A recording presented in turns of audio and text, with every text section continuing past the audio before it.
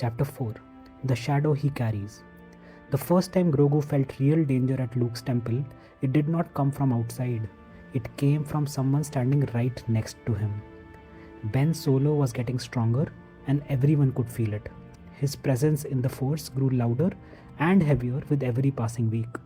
Luke was proud of him and believed the strength would turn into wisdom. Leia watched him more carefully and worried about how quickly his emotions changed. Han tried to act normal, even when he clearly felt uneasy in a place full of the Force. Grogu watched all of this quietly. Ben trained hard, but not calmly.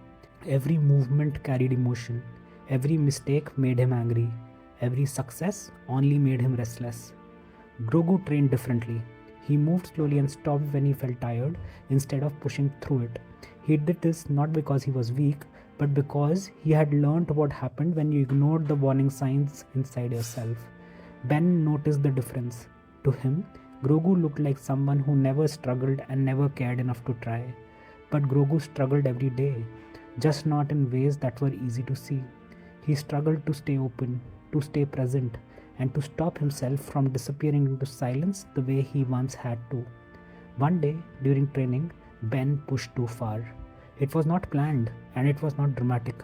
His emotions simply ran ahead of his control, and the Force burst outward from him, fast and sharp, knocking other students back before Luke could react. No one was badly hurt, but Grogu felt something worse than pain. For a moment, Ben felt exactly like someone from his past. Not a face, not a memory, just a feeling in the Force that warned him something was about to break. Grogu froze, not because he was afraid of Ben, but because he recognized the moment that always came right before everything went wrong. Ben saw Grogu freeze and misunderstood it. He thought Grogu was afraid of him, and that meant weak. That thought stayed with him.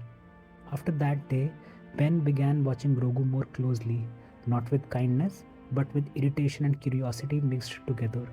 Whenever Grogu was nearby, Ben pushed himself harder during training. He moved faster, struck harder, and let his emotions show more clearly. Grogu did not compete with him and did not challenge him. He had no interest in proving anything. That only made Ben angrier. Luke noticed the tension growing, but believed it would fade with time. He believed discipline and patience could fix most things. Grogu, on the other hand, knew some things could not be fixed that way. One evening, Grogu felt the pull again. It was faint but steady, the presence of Din Djarin moving somewhere far away, alive, searching, and refusing to give up. That feeling steadied Grogu the way it always did, and for a moment, the noise of the temple felt quieter. Ben felt that shift in the Force and misunderstood it. He thought Grogu was hiding power and holding back on purpose, and to him, that felt like disrespect. To Grogu, on the other hand, it was pure survival.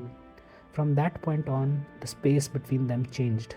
They stood in the same rooms but did not share the same air, and their presence in the Force began to clash quietly, like two currents moving in opposite directions. Grogu began to understand something important. Ben did not want balance. He wanted certainty. He wanted to know who he was supposed to be. However, Grogu already knew what he was trying not to become. Luke continued teaching, and the temple continued growing, and from the outside, everything still looked calm. But something invisible had already begun to bend. Grogu felt it before anyone else did, because he had felt it once before, and he knew what usually came next.